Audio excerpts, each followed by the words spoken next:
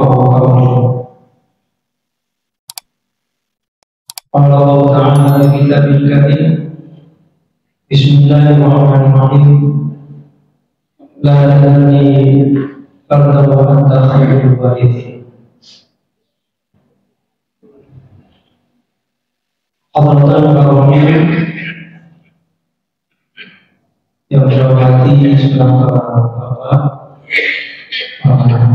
ibu hadirin, jemaah muslim, jemaah majelis taklim yang dirahmati oleh Allah Subhanahu wa Ta'ala. Syukur alhamdulillah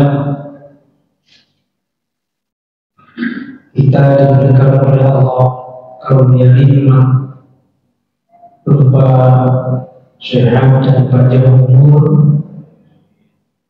sehingga pada saat ini bisa hadir di majelis taklim.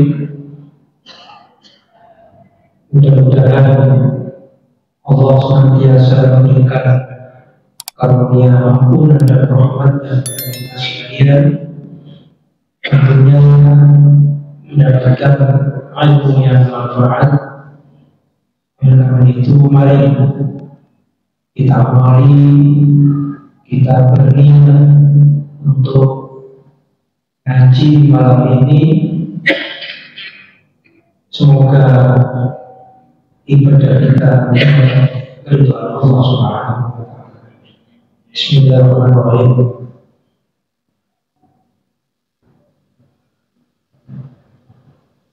Al-Fatihah. A'udzu billahi minasyaitonir rajim. Bismillahirrahmanirrahim. Alhamdulillahi rabbil alamin. Ar-Rahmanir Rahim. Maliki yaumiddin. Iyyaka na'budu wa iyyaka nasta'in. Ihdinas siratal mustaqim. Shiratal ladzina an'amta 'alaihim ghairil maghdubi 'alaihim waladdallin. Amin.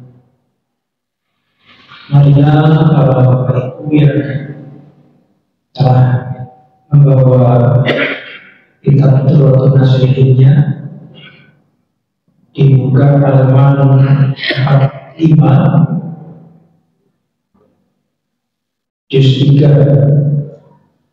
yaitu tentang pengajian ke-54, keutamaan istiqomah. Halaman 45.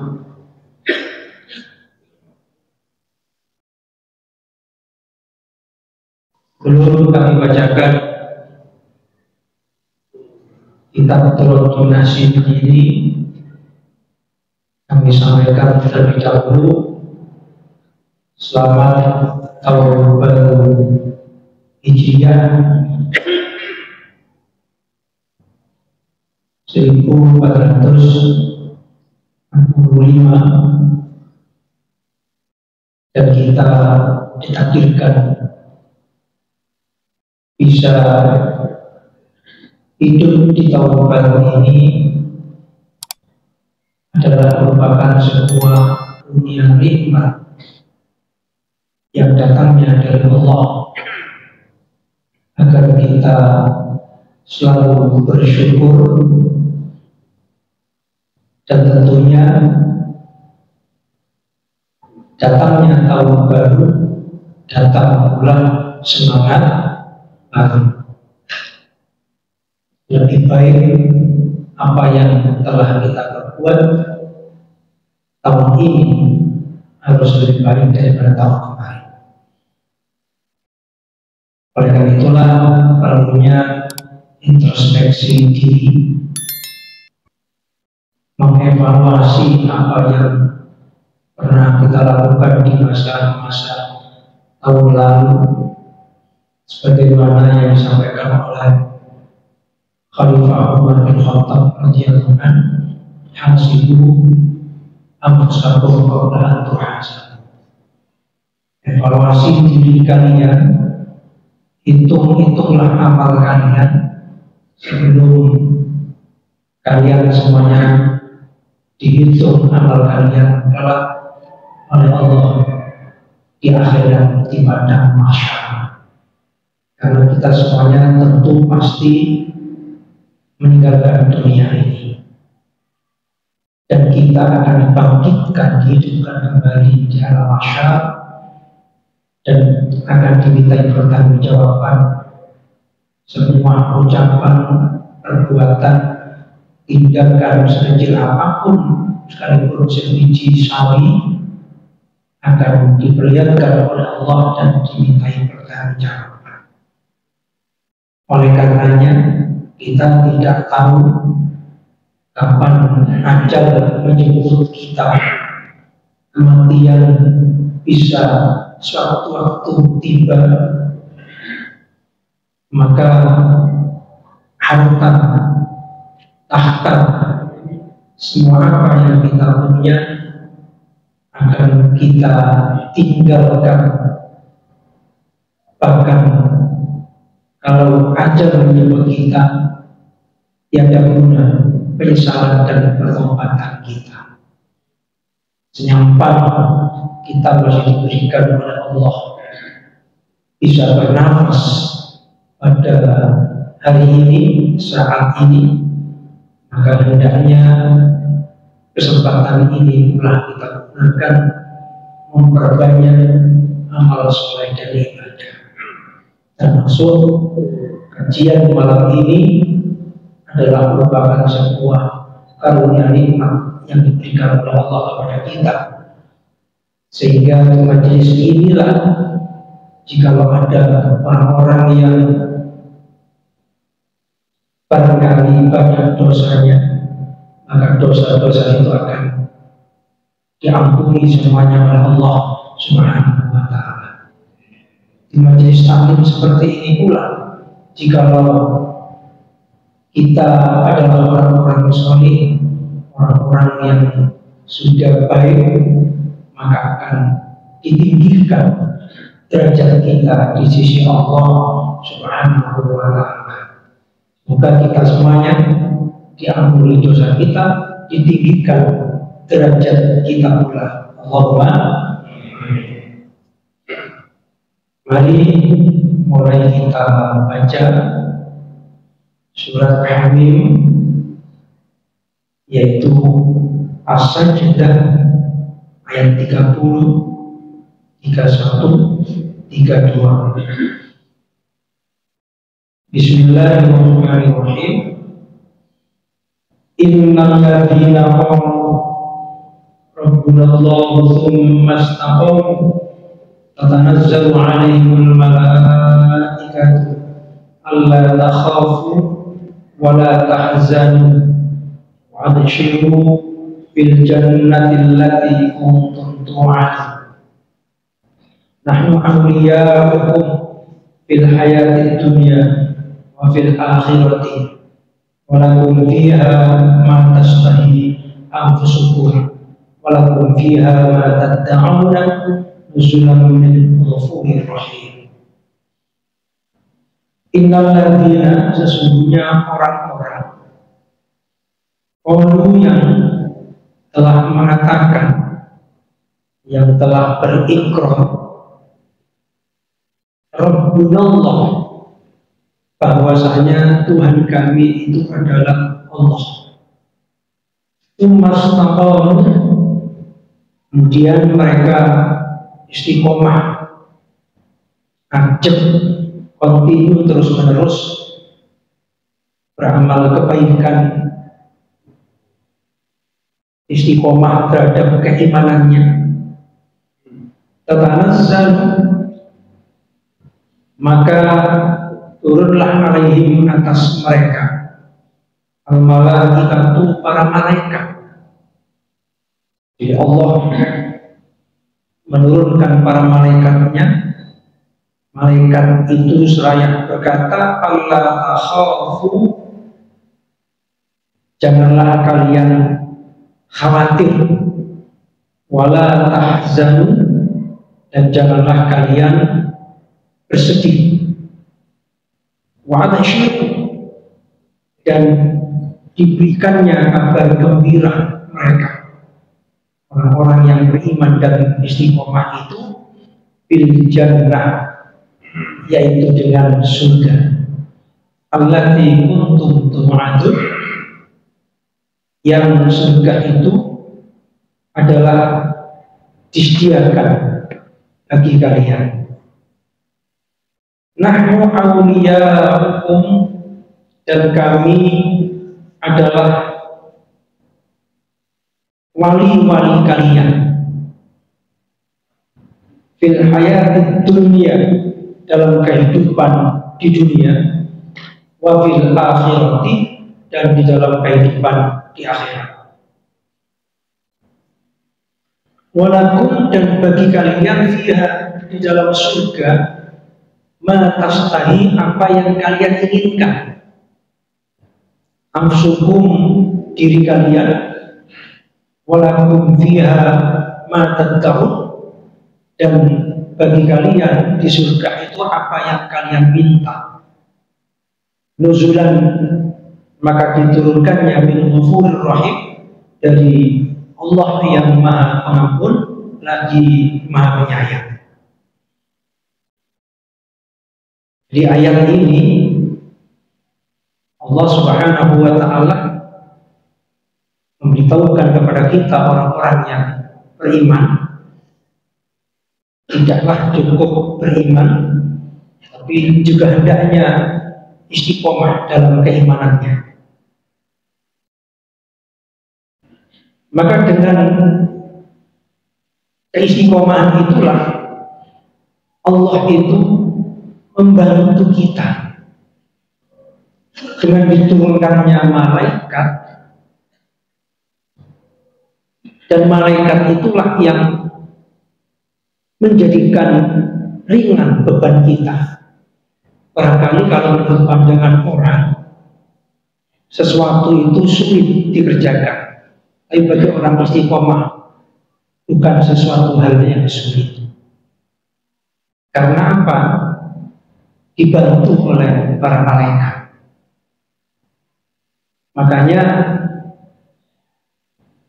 kita jangan bertanya, mengapa saya berdoa tapi doa saya tidak kunjung tiba untuk dikabulkan. Tapi hendaknya mengatakan, saya bersyukur kepada Allah karena masih diberi kesempatan untuk bisa berdoa. Dikabulkan atau tidaknya doa kita itu nomor sekian. Tapi yang terpenting adalah kita bisa berdoa, itu merupakan sebuah karunia. Bisa berzikir, bisa mengerjakan sholat, bahkan sujud di hadapan Allah, dan hadir di majelis taklim pada malam ini merupakan sebuah karunia yang besar. Andai kata seseorang itu diberikan oleh Allah rezeki yang luas, yang banyak, seluas bumi dan langit, bahkan aras sekalipun. Tapi kalau tidak beriman, kalau bibirnya tidak mampu untuk berzikir kepada Allah, sesungguhnya mereka itu adalah orang yang miskin di dunia, terlebih miskin di akhirat. Jadi kita semuanya ini kaya dengan pahala amal soleh ibadah kita. Karena kalaulah kita mati, semua harta, keluarga, bahkan tahta akan kita tinggalkan, jabatan akan kita tanggalkan pula. Hanya satu yang kita bawa, pahala amal soleh ibadah kita. Itu yang akan menemani kita di alam barzakh hingga kelak di padang mahsyar sampai nanti ke surga. Semoga amal kita diridhoi oleh Allah Subhanahu wa taala. Alhamdulillah, kajian kita ini kan termasuk kajian amal yang istiqomah. Kalau kita lakukan, selalu kita jalankan. Sehingga para malaikat itu memotivasi orang-orang yang beriman juga yang beristiqomah itu, akhafu wala tahzan, jangan khawatir, tidak usah pula bersedih. Jadi hidup ini semuanya sudah diatur oleh Allah Subhanahu wa Ta'ala. Makanya kan sebuah pertanyaan, kita hidup di dunia ini, dunia itu tujuan hidup, atau dunia ini hanyalah sebuah sarana untuk menuju akhirat? Dunia ini bukan tujuan hidup, tapi dunia ini bagi kita adalah sarana untuk menuju akhirat yang abadi dan diabadikan oleh Allah Subhanahu wa Ta'ala. Sehingga dengan dunia ini hanyalah sarana, kita tidak mencintainya yang melebihi segalanya. Tapi kalau hanya sarana kecintaan kita kepada Allah, dunia sebagai hanya modal untuk urusan akhirat. Makanya orang-orang mukmin yang istiqomah itu nggak punya rasa khawatir dan takut. Misalnya saat menjelang ajal, atau saat di alam kubur, atau dibangkitkan kelak di akhirat. Kata malaikat begini, dibisiki, sampai tak usah khawatir. Jikalau sampai mati, surga tempat sampai, dan gak usah mikir di belakang sampai, bagaimana anak saya, bagaimana istri saya, bagaimana penghidupan mereka. Allah yang menjamin sudah. Allah yang menjamin, tanpa kamu sekalipun mereka akan hidup. Sudahlah, kamu akan bahagia di alam barzah kamu. Demikian pula ketika hendak dibangkitkan, gak usah takut. Kamu dalam keadaan aman, tidak terganggu dengan yaumul qiyamah. Demikian pula di saat melewati Shiratal Mustaqim, mendapat motivasi lagi, sampai tidak usah khawatir, tenang saja, aman sampai, bahkan sampai kelak menuju pintu surga. Itu namanya motivasi para malaikat. Allah takhafu wala tahzanu, Allah takhafu wala tahzanu, wa abshiru bil jannah, dan diberikannya mereka berita gembira bahwa orang-orang istiqomah itu adalah tempatnya adalah surga. Wis tak sampai tak usah wedi mati, tak usah wedi di akhirat, karena sampean itu surga tempatnya. Maka tidak heran orang-orang soleh ketika ajal hendak menjemput mereka tersenyum karena surga itu sudah bisa didengar dan bisa dilihat karena diperlihatkan oleh Allah kepada mereka. Lamun Kanjeng Nabi kemawon Bilal belum meninggal dunia, tapi Nabi sudah mendengarkan bunyi gesekan sandal daripada Bilal, luar biasa. Kenapa bisa demikian? Karena Bilal istiqomah. Beliau itu kalau setelah mengambil air wudhu, setelah wudhu itu mengerjakan sholat sunnah 2 rakaat sunnah wudhu. Itu selalu diistiqomahkan oleh beliau. Sehingga orang yang masih di dunia sandalnya masih swarga, coba bisa-bisa panjenengan nonton karena keistiqomahnya ngaji ngeten wonge cek nang dunya sarunge wis nang swarga. Allahumma dibelani sampai sembahyang gawe napa kursi saking istiqomah nang masjid. Jangan-jangan nanti kursi ini nang swarga wong di dunia. Allahumma amin. Nahnu awliya'ukum fil hayatid dunya wa fil akhirah. Kenapa? Karena kamilah kata Allah bahwa wali kalian. Jadi secara zahir kita ini melakukan dengan tangan kita, dengan tenaga kita, dengan badan kita. Tapi pada hakikatnya semuanya itu Allah yang menjalankan. Kalau semisal kita seakan-akan mengambilnya, tapi sesungguhnya Allah lah yang mengambilkannya.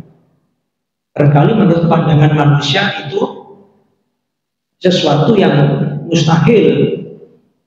Tapi kalaulah Allah yang mewakilinya, tidak ada sesuatu yang tidak mustahil. Oleh karena itulah hasbunallah ni'mal wakil, ni'mal maula, wa ni'mal nasir. Cukuplah bagi kami, bagi kita, Allah adalah wakil daripada kita semuanya. Nah, kalau orang nggak istiqomah ngajinya tadi ya sama saja. Tapi karena Allah yang mendorong kita, yang mengangkat kita, sehingga mudah bagi kita untuk bisa mengerjakan. Ini tiada lain adalah ma'unah, pertolongan, bantuan Allah Subhanahu wa Ta'ala. Mudah-mudahan kita semuanya husnul khatimah. Mari kita lanjutkan di halaman 46.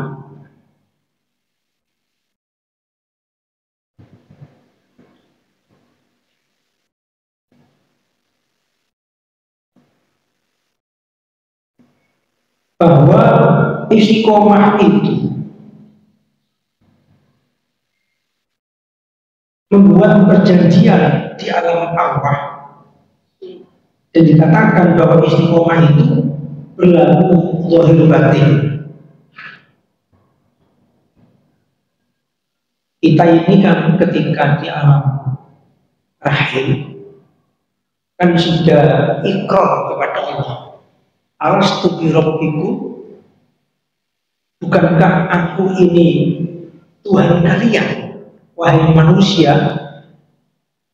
Kita ini sudah ditanya oleh Allah ketika di alam rahim. Alastu bi rabbiku, bukankah aku ini Tuhan kalian? Maka dijawablah oleh para jamin, bala, syahidan, injil.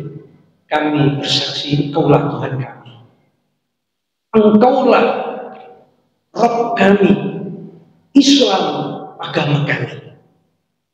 Jadi sesungguhnya manusia dilahirkan, diciptakan oleh Allah, lahir di dunia ini, hakikatnya sudah berikrar iman dan Islam.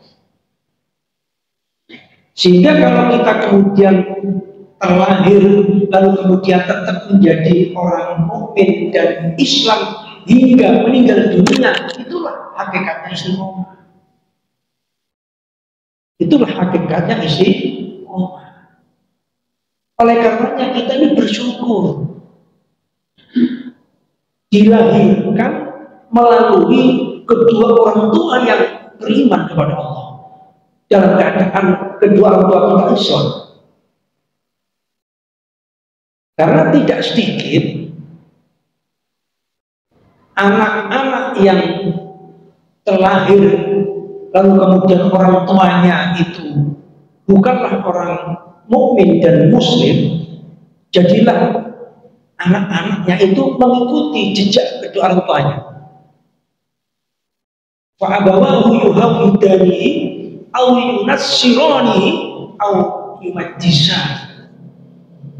Kedua orang tuanya lah yang kemudian menjadikan anak itu Yahudi ataukah Nasrani ataukah Majusi, penyembah api, ataukah mengikuti agama-agama yang bersifat duniawi. Apakah Buddha, Hindu, Konghucu dan lain sebagainya. Nah, kita ini bersyukur diciptakan oleh Allah dalam keadaan dilahirkan dari rahim seorang ibu yang mukminah muslimah. Maka yang menjadi sebuah pertanyaan, apakah cukup puas dengan keislaman karena kelahiran itu?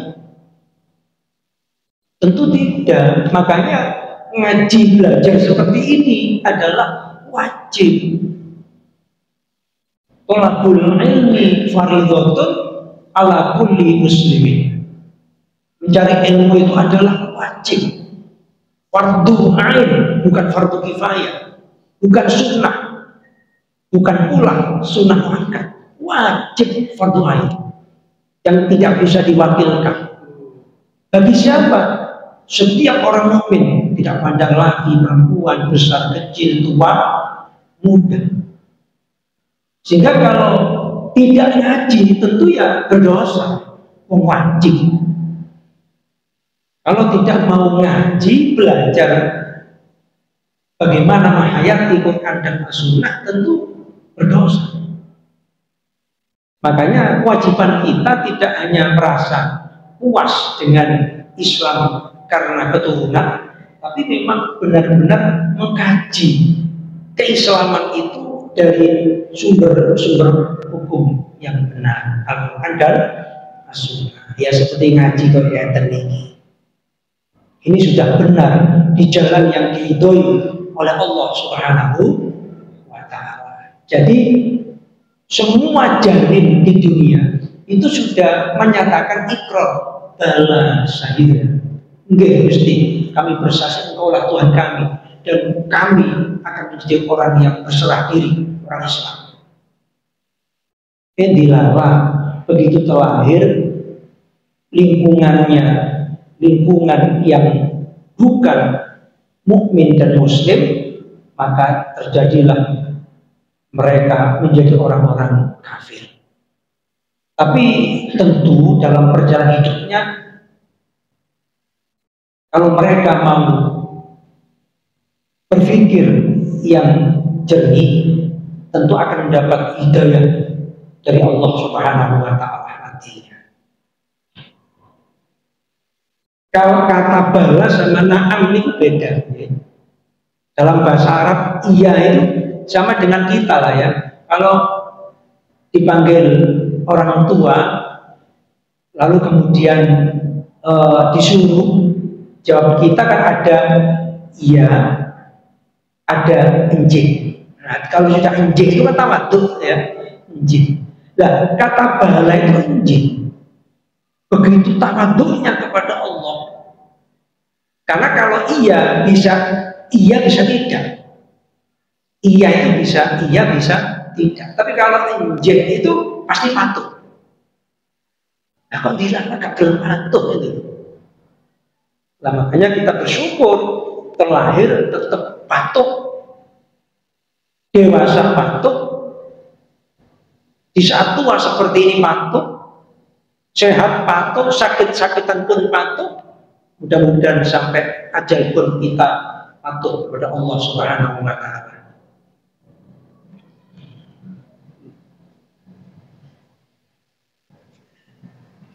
Menurut para sahabat, pandangan para sahabat ini ya, 47.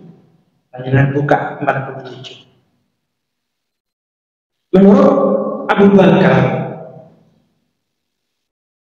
bahwa istiqomah itu hendaknya kalian tidak menyekutukan Allah selama hidup. Jadi selama hidup kita di dunia ini, hendaknya jangan sekali-kali pernah menyekutukan Allah.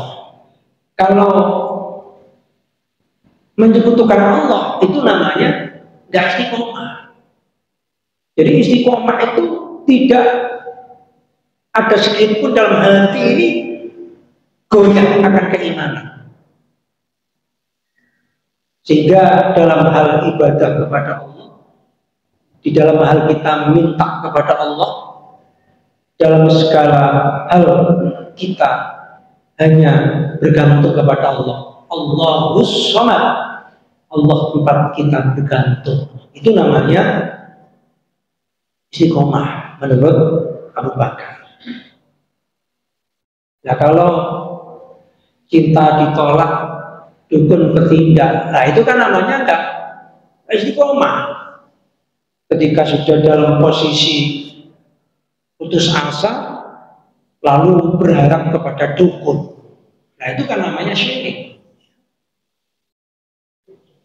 Lalu minta kekayaan, judek karena banyak utang dan kemiskinan, lalu kemudian minta-minta ke para mbah-mbah, ke para dukun-dukun atau ke gunung kawi dan lain sebagainya. Nah itu kan namanya syirik. Islam kan sudah memberikan jalan keluar bahwa sedekah itu adalah menjadikan suksesnya jalan hidup kita. Kalau kita ingin sukses, ingin diberikan banyak rezeki oleh Allah, sedekah itu jalan keluarnya. Kalau dalam bahasa saya, pesugihan orang Islam itu ya sedekah. Jelas di dalam Al-Quran di surat Al-Baqarah ayat 261, mathalul ladzina yunfiquna fi sabilillah, perumpamaan orang-orang yang mensedekahkan hartanya di jalan Allah itu bagaikan seseorang itu memiliki satu bijian yang kemudian ditanam, tumbuh menjadi 7 ranting, dan setiap ranting itu berbuah 100 buah. Maka kalau 100 kali 7 kan tentunya 700. Demikian itulah kalau Allah yudha'if liman yasha, melipat gandakan kepada orang-orang yang digendaki, artinya yang bersedekah tadi. Nah kalau nggak sedekah, ngapain Allah melipat gandakan? Jadi dilipat gandakan itu minimal, perumpamaan di ayat itu adalah 700 atau bisa lebih, bahkan bukan 700, bahkan ribuan. Itu di dunianya, apalagi pahala di akhirat. Jadi ayatnya kan sudah jelas. Ngapain pesugihan ke para dukun? Itu kan menjadikan kemusyrikan dalam keimanan kita. Makanya istiqomah itu ya di jalan yang lurus pada keimanan, tidak belok-belok, tidak bengkak-bengkok, mau bahagia, mau susah, mau sehat, mau sakit, selalu berharap bergantung kepada Allah Subhanahu wa Ta'ala. Itu menurut Abu Bakar. Menurut Sayyidina Umar, hendaknya kamu lurus dalam mengerjakan perintah Allah, menjauhkan larangan Allah. Itu menurut Sayyidina Umar. Jadi yang namanya istiqomah itu ya takwa itu. Imtitsalul awamir wa ijtinabun nawahi. Selalu lurus dalam hidup ini, menjalankan perintah Allah, menjauhkan larangan Allah. Nah, kalau semisal kita pernah bela-belo, menggak-menggok, nyeleweng, tolak-toleh, maka hendaknya kita kembali di jalan yang benar. Harus bertobat sisa hidup kita ini untuk istiqomah. Ya kalau saat muda dulu sih Ustaz, saya ini ya belak-belok, oleh-oleh, ya gak apa-apa, kan itu masa lalu. Nah sekarang waktunya kita istiqomah. Karena menurut Sayyidina Umar, istiqomah itu ya takwa, imtitsalul awamir wajtinabun nawahi. Karena apa? Karena sesungguhnya perbuatan maksiat dan dosa itu merugikan manusia itu sendiri, ya merugikan manusia itu sendiri. Karena azabnya, siksaannya tidak menunggu juga di akhirat. Di dunia ini pun diberikan azab itu oleh Allah Subhanahu wa Ta'ala. Ya, apalagi kalau urusan dosa kepada orang tua, ya. Karena di Al-Quran itu ada 3 ayat yang bergandengan, tidak bisa dipisahkan satu dengan yang lain. Atiullah wa atiur Rasul. Taatlah kepada Allah dan wajib taat pula kepada Rasulnya. Yang kedua yaitu waqimus sholat wa atuz zakat. Kerjakan sholat, dirikan sholat, dan tunaikan zakat. Itu nggak bisa dipisah satu dengan yang lain. Menurut Ibnu Abbas, satunya dikerjakan, satunya tidak, tertolak yang lain. Dan yang ketiga yaitu mengenai syukur kepada Allah. Ketika kalian bersyukur kepadaku, kata Allah, maka washkuruli wali walidain. Bersyukurlah pula kepada kedua orang tua. Sehingga ridho Allah terletak pada ridho kedua orang tua. Suhtullah fi suhtil walidain. Murka Allah pun juga terletak pada murka kedua orang tua. Artinya apa? Jikalau orang tua itu ridho, maka anak itu akan sukses. Tidak menunggu kelak di akhirat. Di dunia ini sudah disukseskan, diberi kebahagiaan oleh Allah.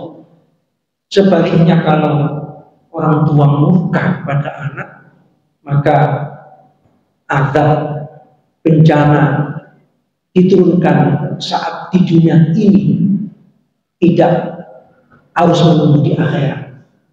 Artinya apalagi di akhirat, di dunia saja sudah diturunkan oleh Allah kepada mereka.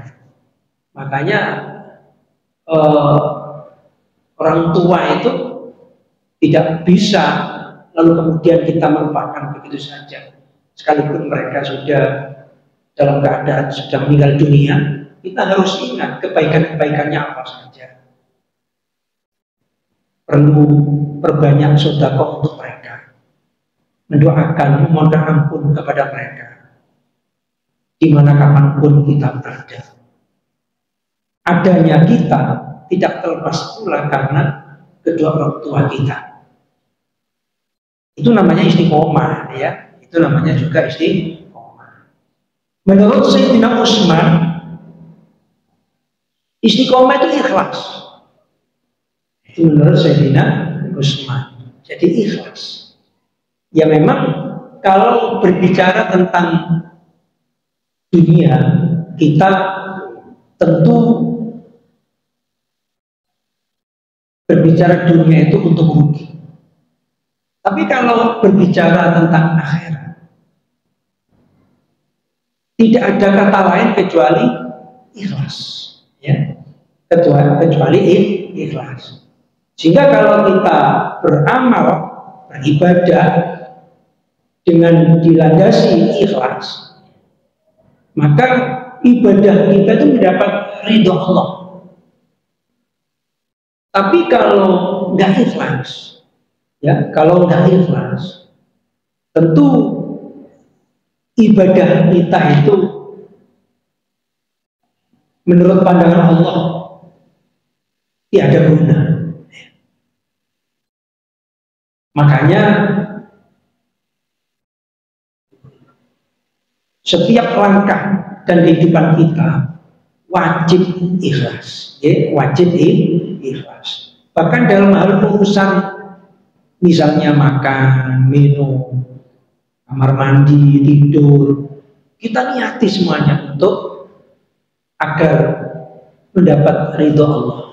Karena dunia dititipkan oleh Allah kepada kita itu untuk modal akhirat. Makanya standarnya itu, kita sukses itu hendaknya standarnya akhirat. Contoh gini, orang punya mobil 5, lalu kemudian anaknya jadi dokter, rumahnya tingkat, istrinya 2. Nah itu kan urusan dunia, belum dikatakan sukses. Barulah kalau seseorang itu sukses, bisa mengerjakan sholat jamaah 5 waktu, malam tahajud, lalu anak-anaknya juga demikian soleh solihah, banyak amal sedekahnya.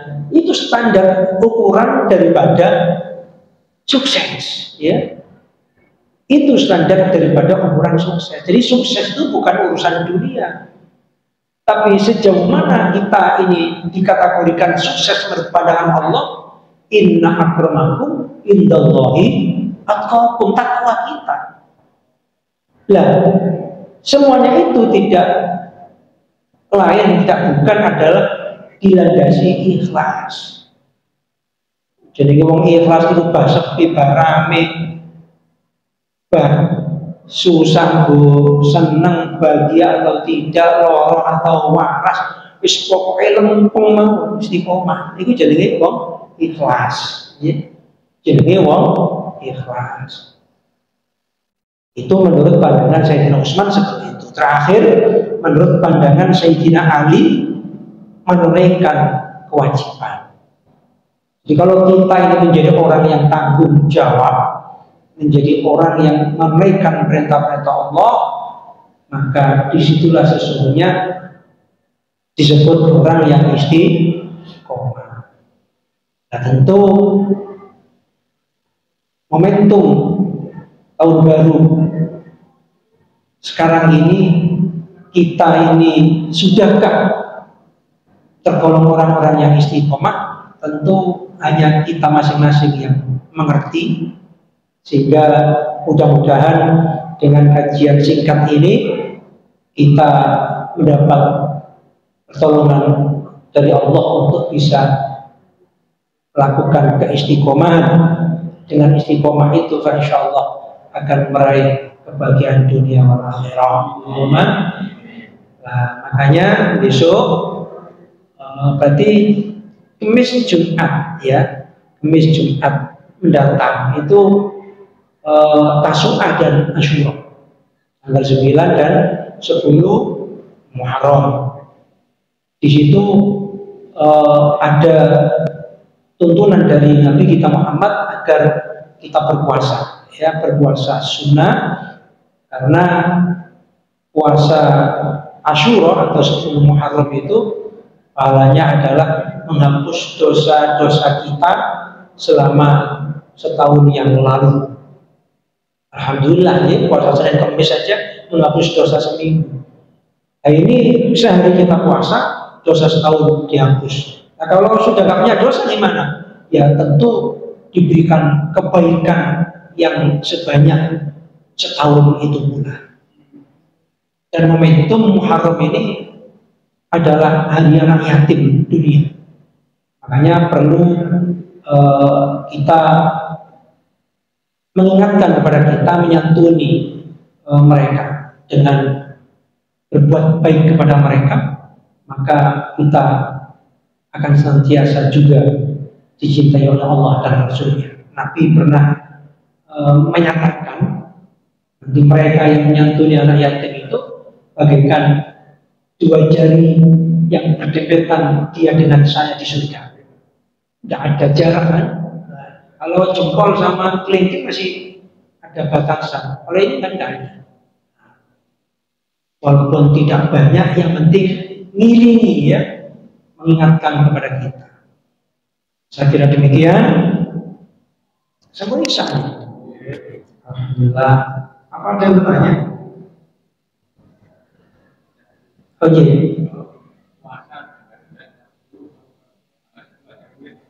Boleh di dalam kitab Al-Um, di dalam kitab Al-Um, Imam Syafi'i menyatakan andai kata hanya puasa sehari tak apa-apa, tapi andai kata 2 hari itu lebih baik, karena Rasulullah beliau sebelum meninggal dunia itu mengatakan hendaknya ketika di bulan Muharram puasa tanggal 9 dan 10, supaya puasa kita ini ada bedanya dengan puasanya orang-orang Yahudi. Tapi Nabi belum sempat melakukan, beliau sudah meninggal dunia. Tapi kan sudah menyatakan, andai kata diberikan panjang umur saya hidup di tahun depan, akan mengerjakan puasa 9 dan 10. Kalau misalnya nggak bisa 9-10, ya 10-9. Jadi niatnya gini, kalau 9, nawaitu syawmawadin fi yaumi tasu'ah sunnah dari ta'ala. Saya berniat puasa esok hari pada tanggal 9 Muharram karena Allah. Tanggal 10-nya ya saya puasa esok hari tanggal 10 Muharram sunnah karena Allah. Tapi andai kata cuma sehari karena mungkin ada halangan atau punya sakit, ya nggak apa-apa. Atau bahkan sama sekali, ya itu pun kan tidak berdosa. Tapi kan sayang, ya. Kecuali kalau dalam keadaan benar-benar sakit, ya tak apa-apa. Kalau sehat, mengapa tidak? Sayang, setahun sekali, dan itu menghapus dosa selama setahun. Yang lain? Coba. Alhamdulillah. Barangkali kalau ada yang ingin bertanya, saya akan di kamar itu bisa dengan tanya setelah sholat. Mari kita tutup dengan doa majelis. Subhanallah wa hamdika, asyhadu an la ilaha illa anta, astaghfiruka wa atubu ilaik. Assalamualaikum warahmatullahi wabarakatuh.